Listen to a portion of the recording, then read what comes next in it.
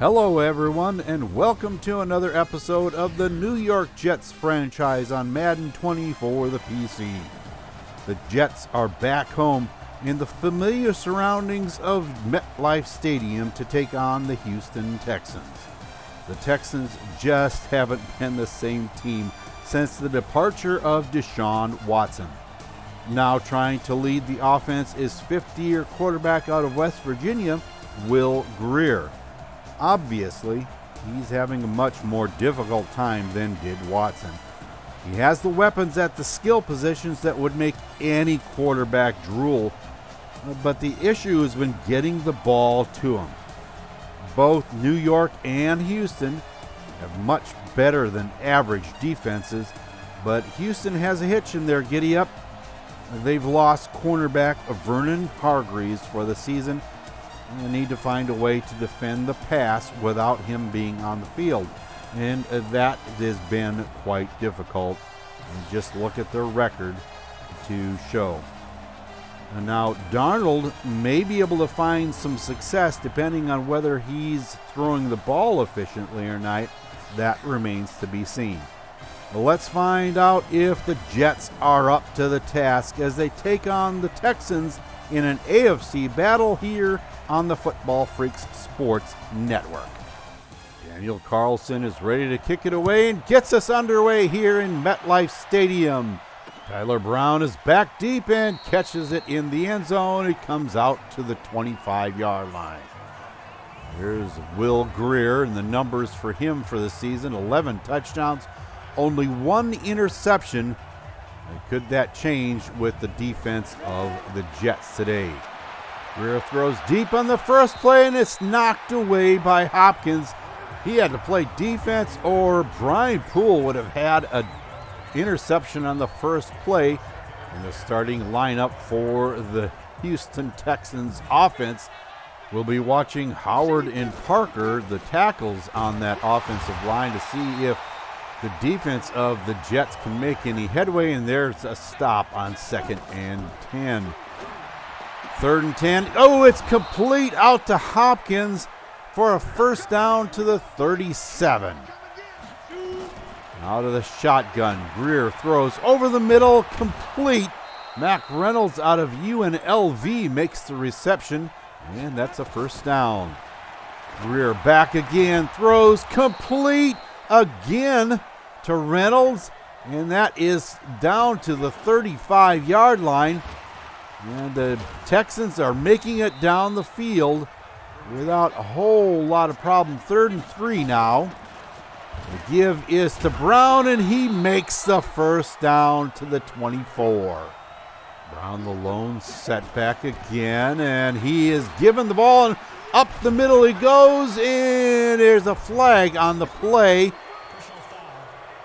A face mask against the Jets. And that's going to give him even better field position. A 1st and goal from the 8. A screen pass, and Brown gets down to the 2. Now to I formation. Grier hands it off, and it's a touchdown, Texans.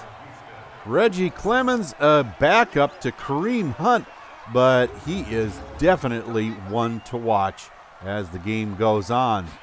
So 1st and 10 for the Jets. Jackson goes left, and he is tackled after a gain of 8 yards.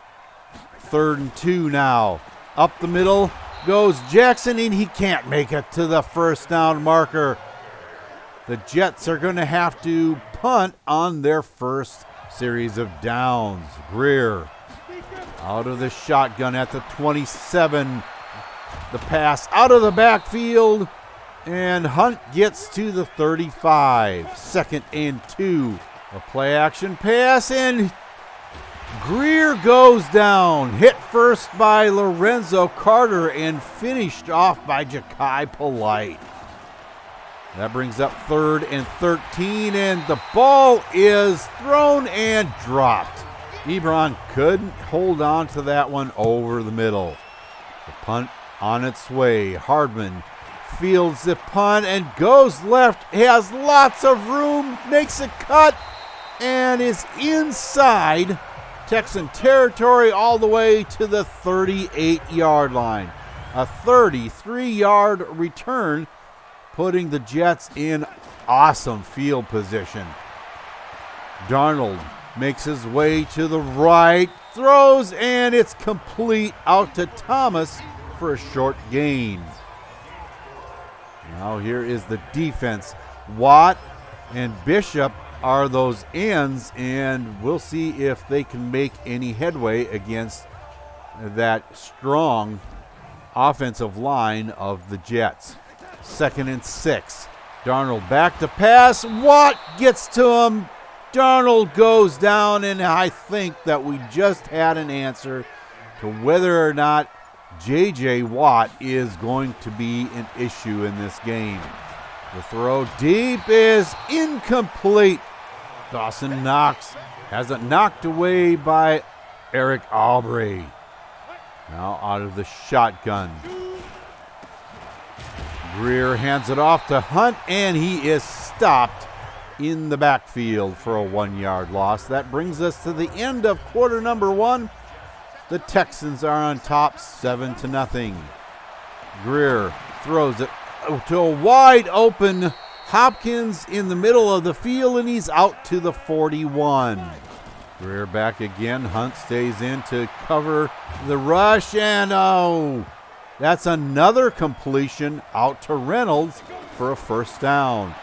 From the 48-yard line, Kareem Hunt this time catches it for a short gain. 2nd and 6. The ball is given to Hunt. He goes up the middle, has the first down at the 35-yard line. That is the edge of field goal position for the Texans. And Hunt goes out to the right again for a short gain. 3rd and 5 now. Greer throws to Hopkins on the slant pattern down to the 16-yard line. Another first down for the Texans. Brown can't make it out of the backfield. Ja'Kai Polite making the stop. Now on 3rd and 7, the screen pass to Hunt, and he's in there for the score. Touchdown, Texans. An 80-yard scoring drive in 11 plays, and they take the lead 14-0. Hardman takes it out of the end zone, and the kickoff. Oh, he makes a nice cut and a juke, and he is out in the clear. Can anybody catch him? No. Touchdown, Jets. Now we know the reason why he was moved to that return specialist position, because he is fast and he can make the moves that are necessary to get him out in the open and score a touchdown on both kickoffs and punt returns. So the score is now 14-7. The Texans still with the lead, but it has been cut in half. Now after a 3-and-out from the Texans, Jackson takes it left side, up the numbers, and a first down up to the 45. 3 rushes for 20 yards, and he needs to keep that up. Keep a little bit of pressure off of Darnold and that throwing attack of the Jets. 3rd and 6. Darnold back to pass, throws complete over the middle. John Ross with the first down to the 37, and that brings up the 2-minute warning. And the Jets stick one in the end zone here before halftime, and the pass goes to Arsenault, slips a tackle, and into the end zone. Touchdown, a 36-yard pass play. Arsenault slipped the tackle of Davis at about the 15-yard line, and into the end zone he goes. That ties up this football game. And Greer, with just under a minute and a half to work with, throws out to Hunt. He has room on the screen pass, has the first down out to the 35. Oh, they didn't give him the first down, so it's 3rd and inches. That did it. Hopkins with the reception out to the 49. Greer standing tall in the pocket, throws downfield, and it's, if that would have been just a little bit inside, it would have been intercepted. That's a first down to Reynolds at the 38-yard line. Across the middle, Ebron catches that for a short gain and a timeout from the Texans. Greer back to pass, throws wide open. Reynolds down to the 1-yard line. First and goal for the Texans, and into the end zone. Touchdown, Reynolds again. And just that fast, less than a minute and a half, the Texans score before halftime, making it 21-14 going into the locker room. What an unusual first half for both teams. The Texans were allowed to jump out to a 14-0 lead. The Jets caught up, but it's been the lack of the ability of the Jets defense to stop Will Greer from having an outstanding first half throwing the ball. He's completed 79% of his passes and thrown for 2 touchdowns. Will we see more of that in the second half, or will the Jets be able to make a stand? Stay tuned to find out, because we'll be right back. Welcome back, everyone, to MetLife Stadium. We have more action between the Jets and the Texans coming up. New York did a good job of coming back from a 14-0 deficit, but gave the lead back to the Texans just before the half. Can the Jets keep pace with this passing attack of Houston that's having an outstanding day so far? Well, let's find out.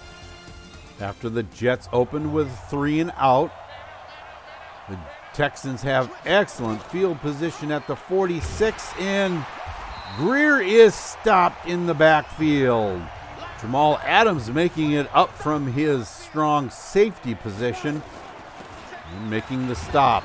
Kareem Hunt can't make it out of the backfield, but there's holding on the offense. Didn't do him much good. Mac Reynolds, the guilty party, and that'll back him up to the 36, 2nd and 21. Greer complete to Hopkins out to the 49-yard line.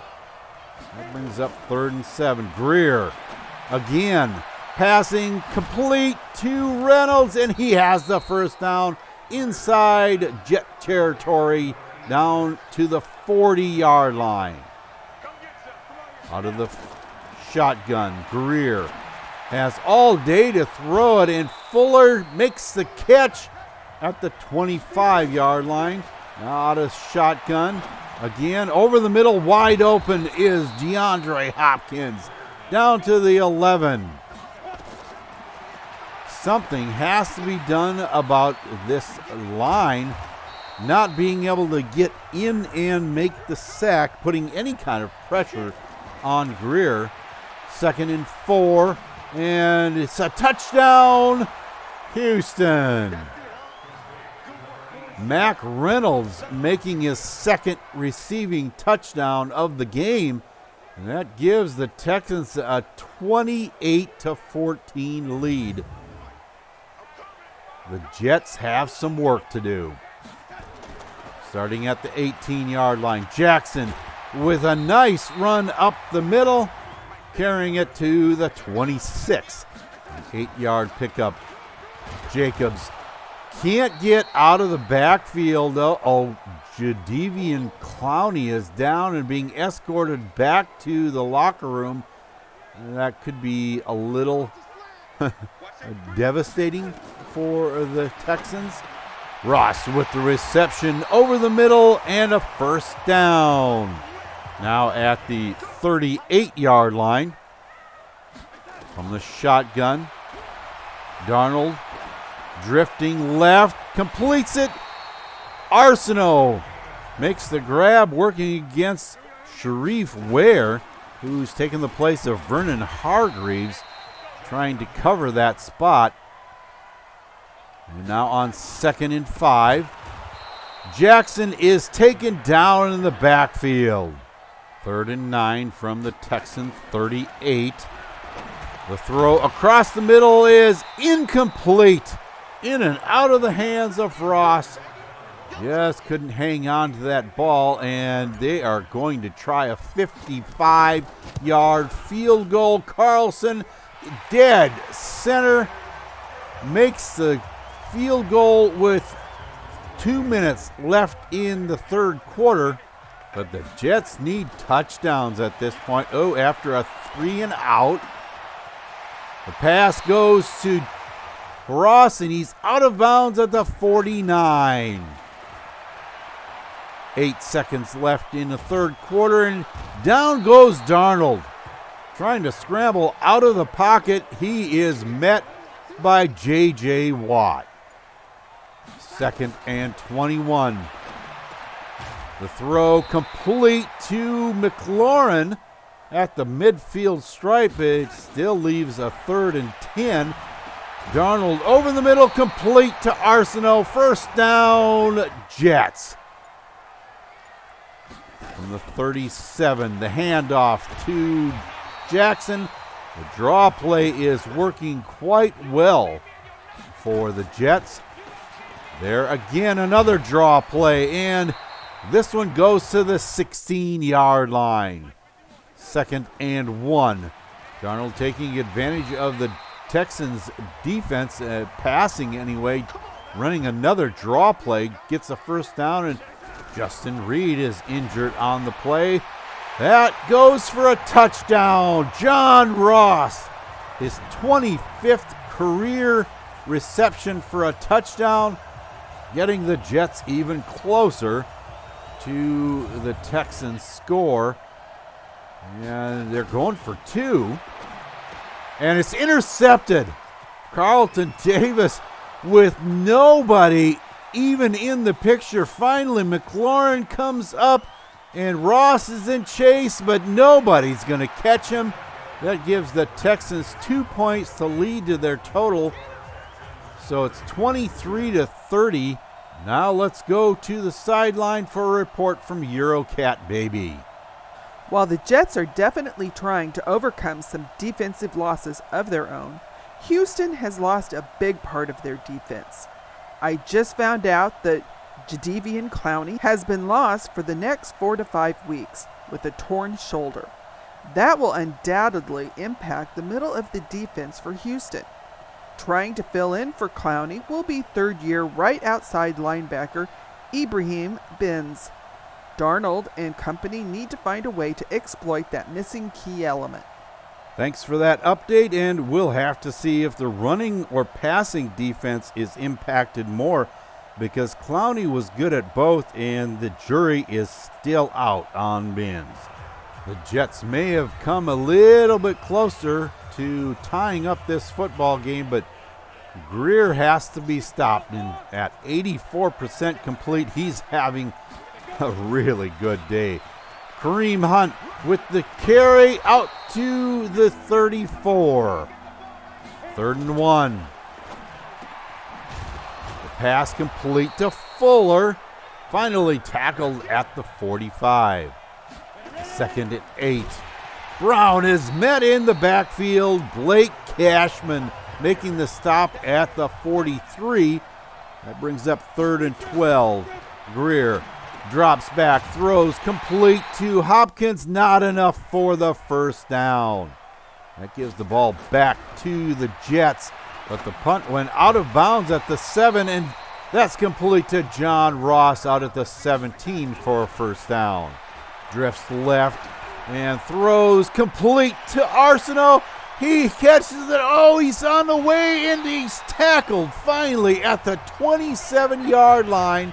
Free safety Luke Webb finally catching up to him. But that puts the Jets now in scoring position. And a nice move from Jackson, getting down to the 13-yard line. Now Darnold back to pass, throws, and it's a touchdown. John Ross all alone in the end zone for the tying score. 30-30. The Texans with the ball, and that is Hunt out to the 36. A first down, and it's intercepted. Marcus May with the grab at the 47-yard line, and the Jets have life. They could come back and win this football game. All they have to do is get about 20 yards or so and get themselves into field goal range, and Carlson should be able to put this ball game away. Darnold all by himself. He's going to throw the ball down the field, complete. That is John Ross at the 34-yard line. Darnold passing again to Arsenault. He's at the 21 with 17 seconds left. All the Jets have to do is get the ball in the middle of the field, and Jackson is not going to do it. 4 seconds left. Why isn't the field goal team on the field? And that is, oh my goodness, what happened? Darnold is sacked, taking us into overtime. Why wasn't the field goal team on the field? Oh my goodness. Oh, well, at least they get the football here in overtime. And they're going to try and drive the field and score again.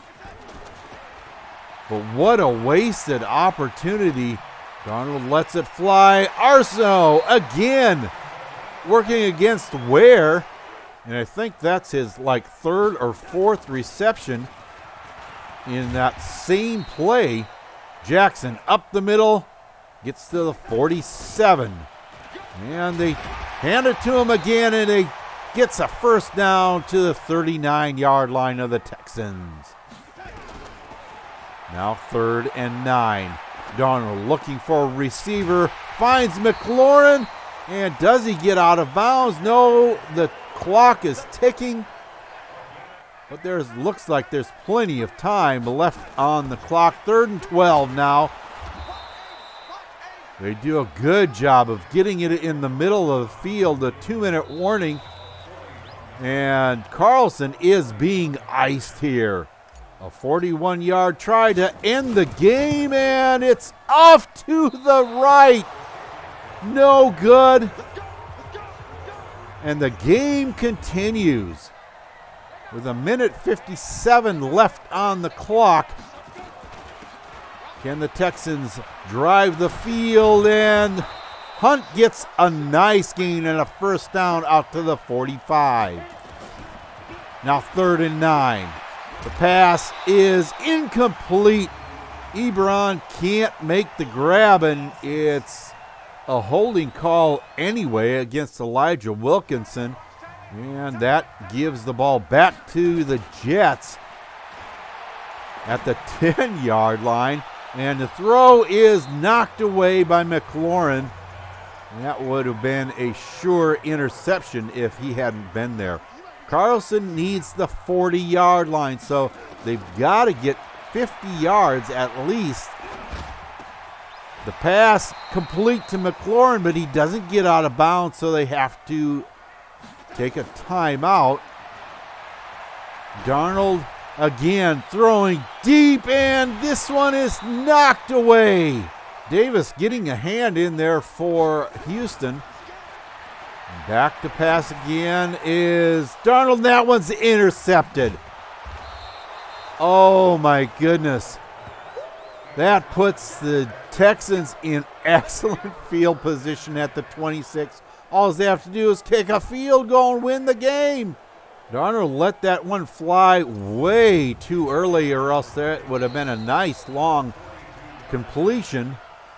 And now Jake Elliott is being iced by Coach Dale. A 42-yard game winner, and it's right through the middle.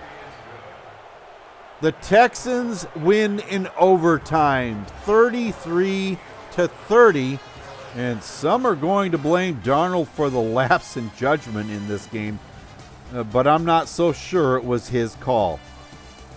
I just have to shake my head after that one. I don't know what happened at the end of regulation. New York had this game put away in those closing seconds of regulation, and they let it slip away. What was that choice of place? I don't know. In all my years of broadcasting football games, I've never seen anything like it. All they had to do was kick the field goal and win the game. The coaching staff made a monumental error in judgment, unless there was something that I'm completely missing here. As it stands now, the Jets have gone 6-2 in the first half of the season, and although they keep the lead at the top of the AFC East, they've lost the lead in the AFC to the Titans. Darnold only threw 56% of his passes complete, and yet racked up over 300 yards through the air, and 3 touchdowns along with that. For having a so-so season thus far, the Texans' Will Grier was on fire today, throwing for just under 300 yards but completing a final tally 67% of his passes, which was a season high for him. Had the ball been fed to Justin Jackson a bit more, maybe the Jets could have eaten a bit more time off the clock. I know that Darnold was trying to get John Ross an upgrade to superstar status in this game, so I have a feeling that goal may have been a little too present in his mind. If Darnold could have hit him for another touchdown, Ross could have made the upgrade, but let's face it, a loss is a loss any way you cut it. On the defensive side of the ball, it seems that tackles and getting in the backfield for a number of tackles for loss was prevalent, but they had serious problems getting to Grier. Only once in the entire game was the sack count, and that has become a real problem for the Jets. In the last 4 games, they've only been able to get to the quarterback twice. The pressure seems to be lacking, and New York needs to find a way to correct that if they want to really have a dominant pass rush. That lack of pass rush puts a little too much burden on the shoulders of the DBs, and that needs to change. Something is kind of funny about this whole scenario, though. The Jets still have the number 1 overall defense in the league, so it's real hard to be disappointed in that. 3 players got upgrades as a result of this game. Jeremy Irons gets a boost to his pass blocking awareness attributes. Carl Arsenault gets a nice release boost as well as increases his awareness, acceleration, and deep route running. And finally, Trayvon Wesco gets a blocking upgrade and boosts his lead blocking attributes by 3 points. That will definitely help, as the only other team to best the Jets this season is coming to town. The Miami Dolphins, who held the Jets to only 12 points in their first meeting, will be looking to do it again. New York was held out of the end zone in that game and haven't been held under 23 in any game since. So it'll be interesting to see if the Jets can put at least that many points on the board. Since that Week 3 meeting, the Finns have only been able to manage a 1-4 record and will be playing without both Devon Godshaw and Eric Reed. That obviously impacts them on the defense, but the offense has been racking up the yards and points. They just haven't been able to win games. Will things be different when they breach the walls of MetLife Stadium? That's going to do it for this week's episode of the New York Jets franchise here on the Football Freaks Sports Network. Once again, if you enjoyed this video, leave a like and remember to subscribe and hit that bell for notifications of new videos as they come out. The Jets need to bounce back this next week. The only problem is that the Dolphins need to win as well, or they could be facing the bottom of the AFC East as a result. For the second week in a row, Jacobs hasn't been a factor in the 1-2 punch in New York's running game. Will that be changed in the next game? The last couple of weeks, New York has gone back to a passing type offense, and although that's nice for Ross and Arsenault, it kind of makes for a lopsided offense. Can the running game be more of a factor? Find out. Be with us as the Jets invite the Dolphins to MetLife Stadium.